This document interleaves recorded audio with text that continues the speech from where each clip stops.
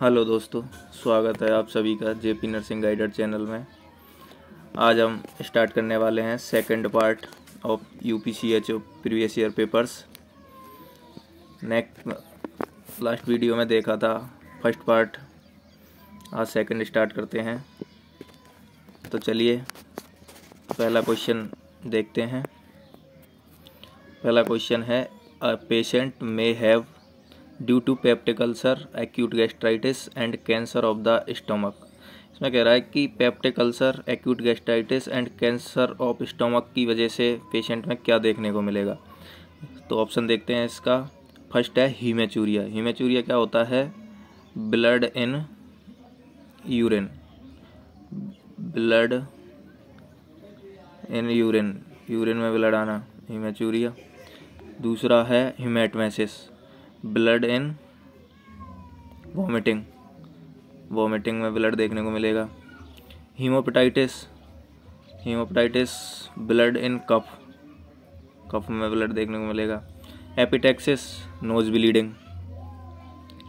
तो अब इनमें से राइट आंसर कौन सा है देखते हैं। हीमेचूरिया, अगर कोई किडनी की प्रॉब्लम होती तो हीमेचूरिया मिलता।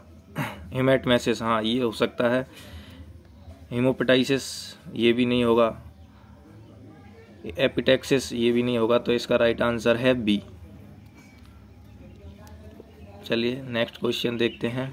नेक्स्ट क्वेश्चन है अपना the most common using problem expressed by the patient undergoing surgical procedure during pre operative phase. ये पूछ रहा है the most common nursing problem expressed by the patient undergoing surgical procedure during pre operative period. मतलब एक patient है वो surgery के लिए जा रहा है, तो उसमें कौन सी प्रॉब्लम देखने को मिलेगी प्री ऑपरेटिव फेज में। Anxiety related to surgical experience, ये तो मिलेगा नहीं क्योंकि ये तो सर्जिकल एक्सपीरियंस तो बाद में पता चलेगा उसको सर्जरी के, तो ये नहीं होगा। नॉलेज डेफिशिएट, नॉलेज डेफिशिएट हो सकता है। सेंसरी इम्पेयरमेंट, ये नहीं होगा। फियर ऑफ अननोन, ये भी हो सकता है।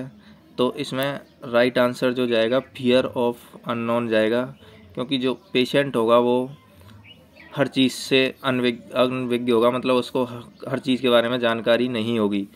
नॉलेज तो उसको, जैसे कि डॉक्टर भी उसको प्रोसीजर के बारे में बता देगा और नर्स भी एक्सप्लेन कर देगी, लेकिन फियर ऑफ अननोन ये उसके देखने को मिलेगा। चलिए नेक्स्ट क्वेश्चन देखते हैं।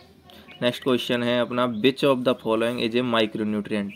पूछ रहा है इसमें से कौन सा माइक्रोन्यूट्रिएंट है। Water, water, lipid, minerals, protein. तो इसमें देखते हैं वाटर, ये तो न्यूट्रिएंट है ही नहीं।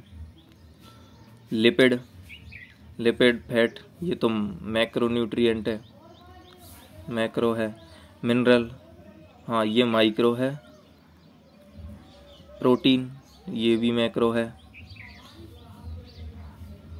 लिपिड, प्रोटीन, कार्बोहाइड्रेट मैक्रो में आते हैं। मिनरल्स, विटामिन ये आते हैं माइक्रो में। तो इसका राइट आंसर जाने वाला है सी। नेक्स्ट क्वेश्चन देखते हैं। नेक्स्ट क्वेश्चन है अपना the small intestine is the main site of digestion and consist of 3 parts which of the following is not one of the. ये पूछ रहा है इंटेस्टाइनल है, उसके 3 पार्ट होते हैं, इनमें से 3 पार्ट के अलावा कौन सा जो पार्ट है वो स्मॉल इंटेस्टाइन का पार्ट नहीं है। तो अपन देखते हैं असेंडिंग कॉलोन, ये है लार्ज इंटेस्टाइन का, ये है लार्ज इंटेस्टाइन का पार्ट है ये। ड्यूडेनम, जेजुनम, इलियम, हाँ ये तीनों हैं जो स्मॉल के हैं, स्मॉल इंटेस्टाइन के। तो जो राइट आंसर है वो है असेंडिंग कॉलोन, ये स्मॉल इंटेस्टाइन का पार्ट नहीं है। नेक्स्ट क्वेश्चन देखते हैं। नेक्स्ट क्वेश्चन है अपना which of the principles of primary health care is defined by the following statement. Primary health care implies is provide health care service to all who require them. ये पूछ रहा है जो primary health care है, service है, वो किस किस के लिए, मतलब ऑल हु रिक्वायर्स देम, किस किस को प्रोवाइड की जा सकती है। Coverage and accessibility, equitable distribution, community participation, referral system.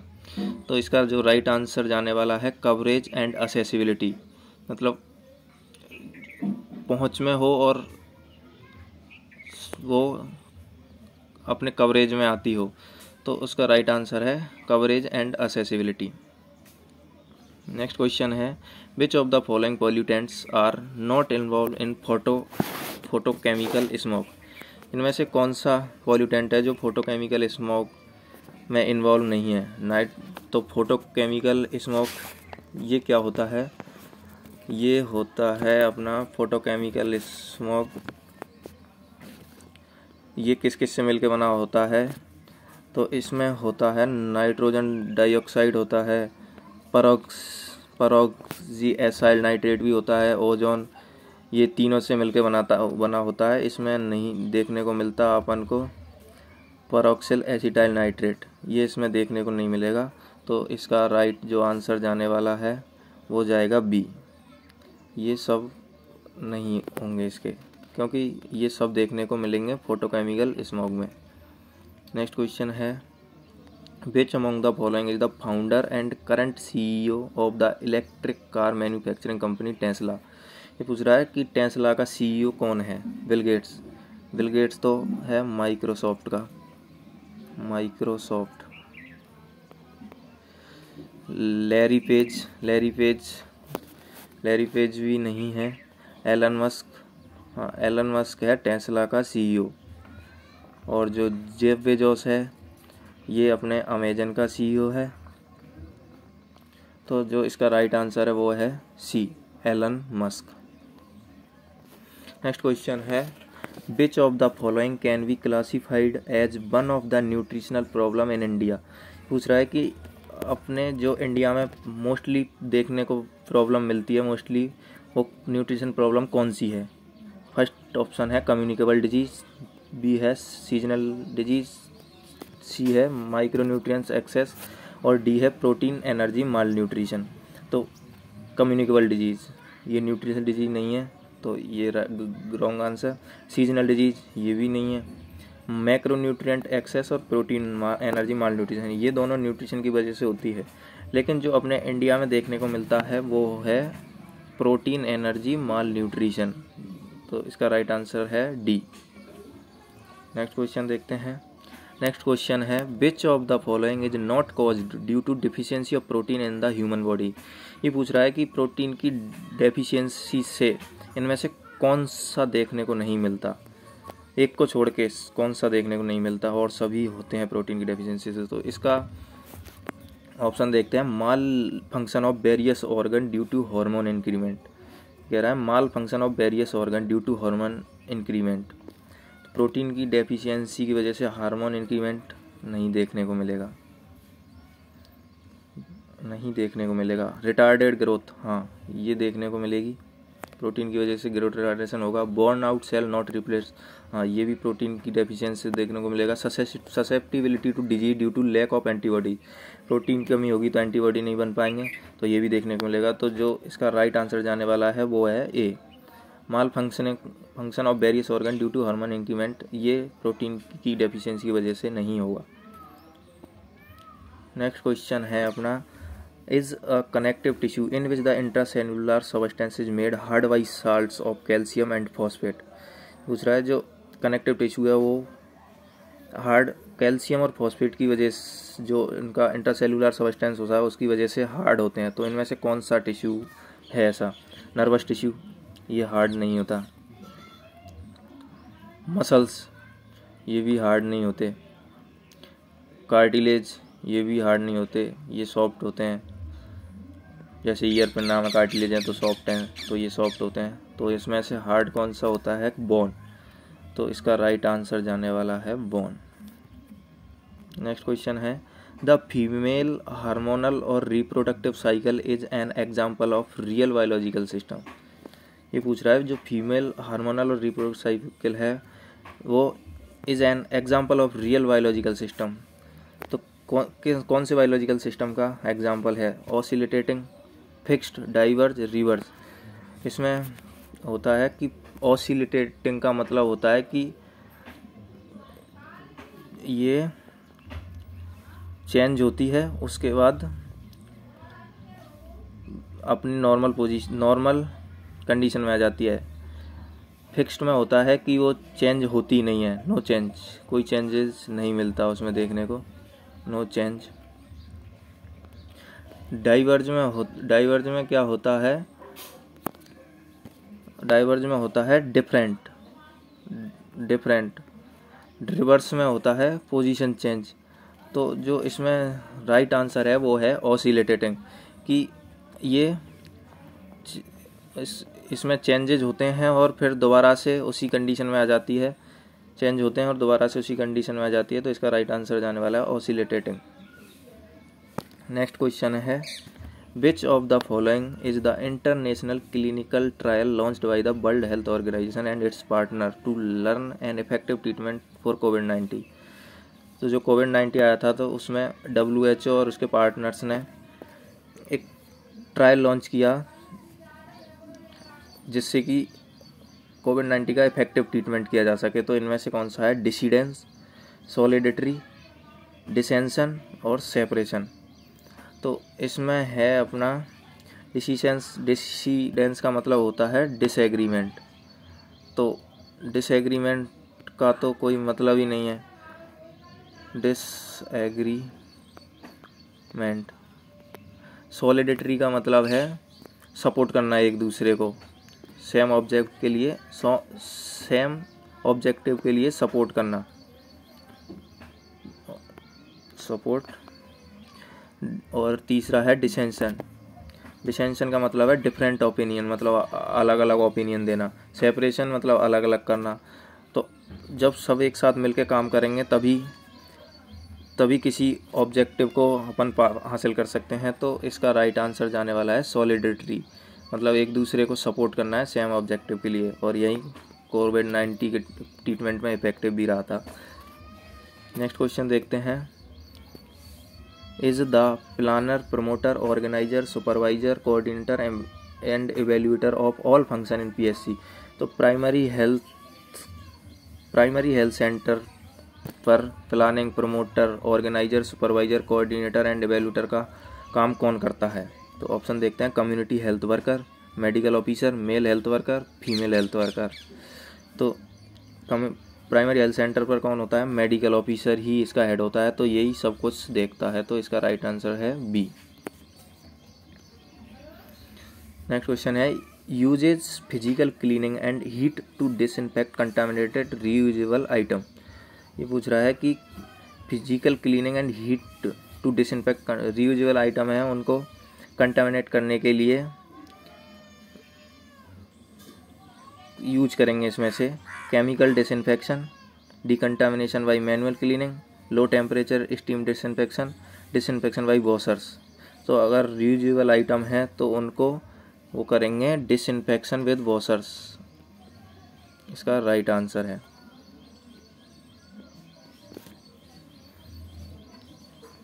Next question है, is a clinical judgement individual, family और कम्युनिटी रेस्पॉन्सेज टू एक्चुअल और पोटेंशियल हेल्थ प्रॉब्लम और लाइफ प्रोसेस।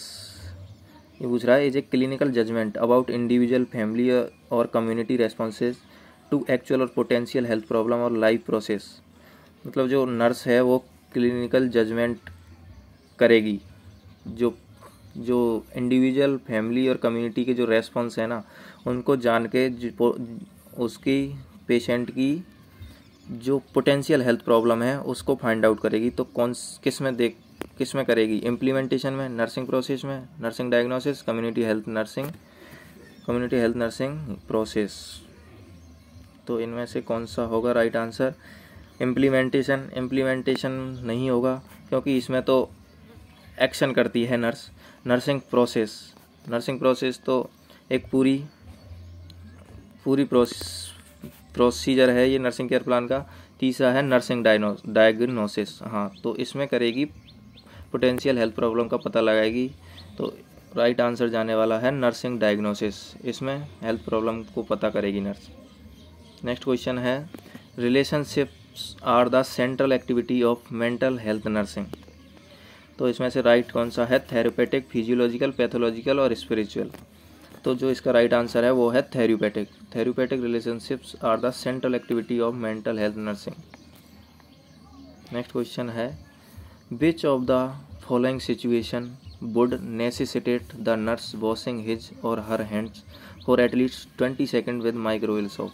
ये पूछ रहा है कि कम से कम 20 सेकेंड माइक्रोवेव सोप से कौन सी सिचुएशन में नर्स को हैंड वॉशिंग करना ज़रूरी है। बिफोर प्रिपेयरिंग मेडिसिन, ठीक है इसमें कर लेते हैं लेकिन इतना भी ज़रूरी नहीं है, तो ये रॉन्ग होगा। आफ्टर क्लीनिंग ए ओपन वुंड, ओपन वुंड को क्लीन कर रही है तो कहीं ना कहीं उसके सीक्रेशन लगे होंगे तो वो इन्फेक्टेड हो सकते हैं, हाँ तो इसमें ज़रूरी है। आफ्टर कपिंग इनटू हिज और हैंड्स, कपिंग में भी ज़रूरी है लेकिन ये कंफर्म नहीं है कि वो जो कप किया है वो इन्फेक्टेड ही है या नॉन इन्फेक्टेड है, तो इसका आंसर ये भी नहीं जाने वाला। After taking a patients blood pressure, ये भी नहीं रहेगा, तो इसका राइट आंसर जाने वाला है बी। नेक्स्ट क्वेश्चन देखते हैं in case of head injury what should be done. मतलब एक पेशेंट है जिसके हेड इंजरी हुई है तो अपन क्या करेंगे। In case of head injury what should be done, palpate clavicle and shoulder. Head injury में इसको क्लेविकल और शोल्डर को पाल्पेट करने का कोई मतलब नहीं है, तो ये रॉन्ग होगा। चेक प्यूपिल्स, हाँ ये कर सकते हैं। Palpate for rigidity and tenderness, ये भी नहीं करेंगे। Observe and palpate for area of tenderness and deformity, ये भी नहीं करेंगे। तो जो राइट आंसर है वो चेक प्यूपिल्स को चेक करेंगे कि ब्रेन फंक्शन कर रहा है या नहीं कर रहा, कोई दिक्कत तो नहीं है। नेक्स्ट क्वेश्चन है there are 4 phases of human sexual responses. There are 4 phases of human sexual responses which of the following is not of them. ये पूछ रहा है कि जो ह्यूमन सेक्सुअल रेस्पॉन्स की जो 4 फेज हैं उनमें इनमें से हैं एक को छोड़ के, तो कौन कौन सी फेज होती हैं 4। तो इसमें 4 फेज होती हैं अपनी। एक फर्स्ट होती है डिजायर, सेकंड होती है एक्साइटमेंट,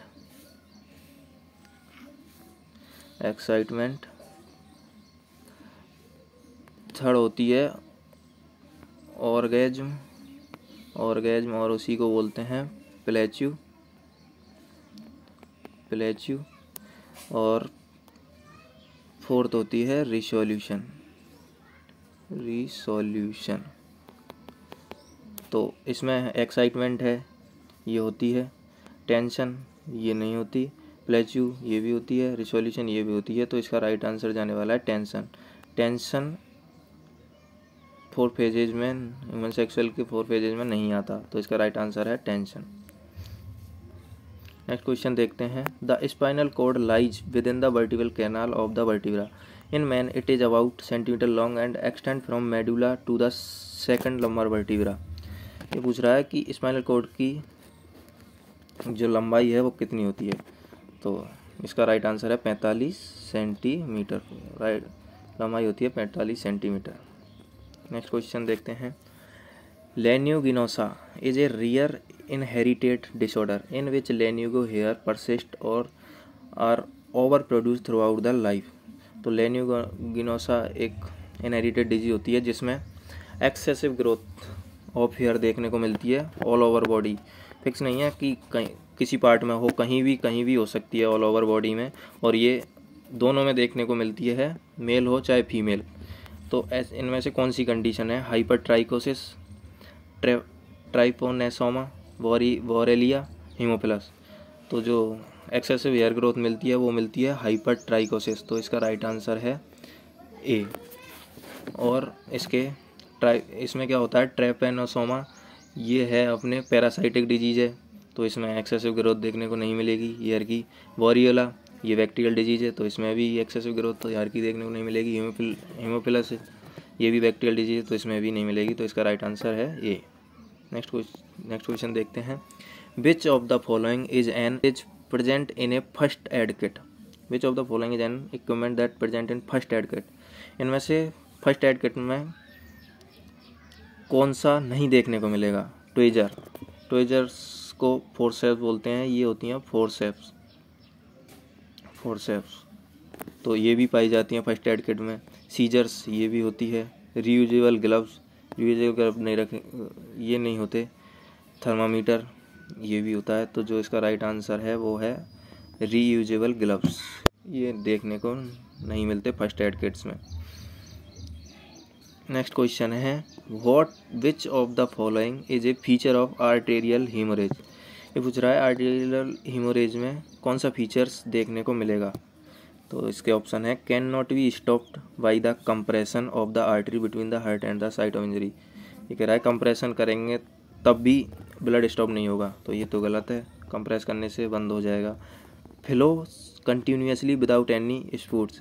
स्पूट मतलब होता है गस ऑफ ब्लड्स, मतलब ज़्यादा ब्लड आना, एक्सेसिव ब्लड आना। Flow continuously without any spurts, तो ये भी इसका राइट आंसर नहीं है। Colour of the blood change to bluish. Bluish नहीं होगा क्योंकि वो तो ऑक्सीजनेटेड ब्लड है, तो आर्टरी में तो ब्राइट रेड पाया जाता है, तो ये भी नहीं होगा। ब्राइट रेड इन कलर, हाँ ये राइट आंसर है इसका, तो bright red in colour blood देखने को मिलेगा। नेक्स्ट क्वेश्चन है are used by the hardware devices to indicate an event which require attention of the operating system. तो इनमें से कौन सी कंडीशन होगी तो जब अपन को अटेंशन देना है ऑपरेटिंग सिस्टम पे। तो फर्स्ट है इंटरप्ट्स, बी है मैसेज, अलार्म, बीप। इन पर अटेंशन दे सकते हैं लेकिन इतना ज़्यादा ज़रूरी नहीं है मैसेज, अलार्म, बीप पे। अगर कोई इंटरप्ट हुआ है उसमें डिवाइस में तो उसमें अटेंशन देना ज़्यादा ज़रूरी है, तो इसका राइट आंसर है ए। नेक्स्ट क्वेश्चन है which of the following approach will allow listening the patient anxiety caused by the intrusion and loss of spouse. तो इसमें कौन सी अप्रोच है जिससे कि हम पेशेंट की एंजाइटी को कम कर सकते हैं। तो इसके ऑप्शन देखते हैं। ए है create an environment of socialisation around the patient. Socialisation, उसको अकेले socialisation, create an environment socialise around the patient. ज़्यादा भीड़ करेंगे, सोशलाइज करेंगे तो उसकी एंजाइटी कम नहीं होगी।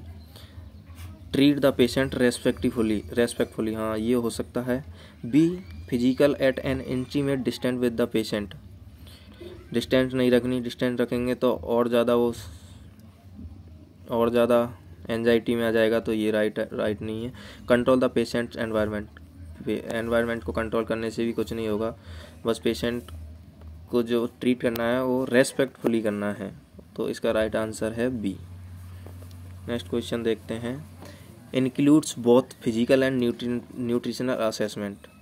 तो कौन से असेसमेंट में ये दोनों आते हैं, फिजिकल एंड न्यूट्रिशनल असेसमेंट। ए है हेल्थ असेसमेंट, बी है सोशल असेसमेंट, सी है कम्युनिटी डाटा, डी है फिजिकल असेसमेंट।